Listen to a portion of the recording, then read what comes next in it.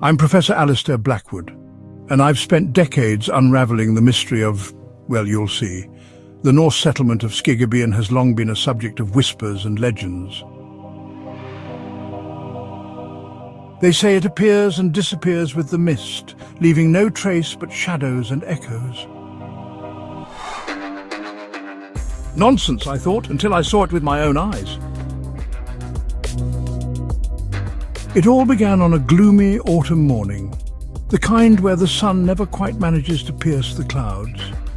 I'd travelled to the remote fjords of Norway, armed with nothing but my research and a stubborn determination. As I approached the supposed location of Skjoldheim, the air grew thick with an unnatural fog. The mist swirled around my feet, almost seeming to pull me forward, and then, as if emerging from the very fabric of reality itself, I saw it. Skjoldheim, the Vanishing village, a collection of ancient Norse buildings standing defiantly against time. The buildings seemed to shift and waver, as if struggling to maintain their form. I approached cautiously, my heart pounding in my chest.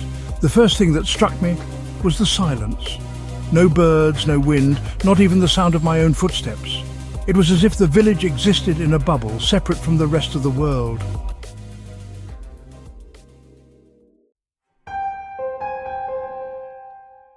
I entered a house, its walls adorned with runes that seemed to move when I wasn't looking directly at them. A child's doll lay abandoned on the floor, its clay features contorting into a grimace as I reached for it. I pulled back, startled. Surely it was a trick of the light. Moving deeper into the village, I saw shadows flitting at the corners of my vision. When I turned to look, they vanished, leaving me questioning my own senses. In the village square, a well stood. Its water was black as night, reflecting nothing. As I peered into its depths, I could have sworn I heard whispers. Suddenly, a gust of wind brought with it a chorus of voices, speaking in an ancient tongue I couldn't quite grasp. The whispers grew louder, more insistent. They seemed to be warning me, or welcoming me. The mist began to thicken, coiling around the buildings like spectral serpents. I rushed outside to find the village, fading. Buildings, people, animals, all dissolving into the mist before my eyes. I reached out, desperate to touch something, anything solid. But my hands passed through where walls had stood moments before.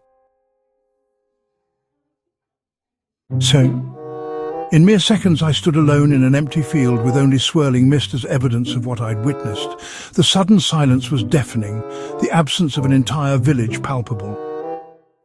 I called out, my voice echoing in the emptiness, but there was no response. Disbelief gave way to curiosity as I began to explore. Every step felt like it might lead me back to Skjoldheim, yet the village remained stubbornly absent.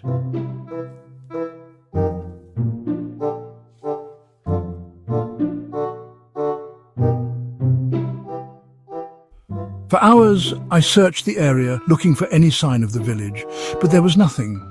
No foundations, no artifacts, not even a single footprint remained. As night fell, the weight of the mystery settled heavily upon me, each step taking me further from answers and deeper into questions.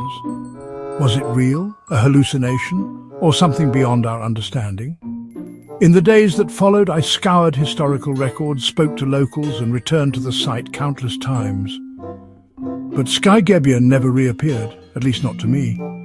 And I am left to wonder if I too will fade away, becoming part of the legend I sought to unravel. Perhaps one day the mists will part again, revealing the truth of Skjoldheim.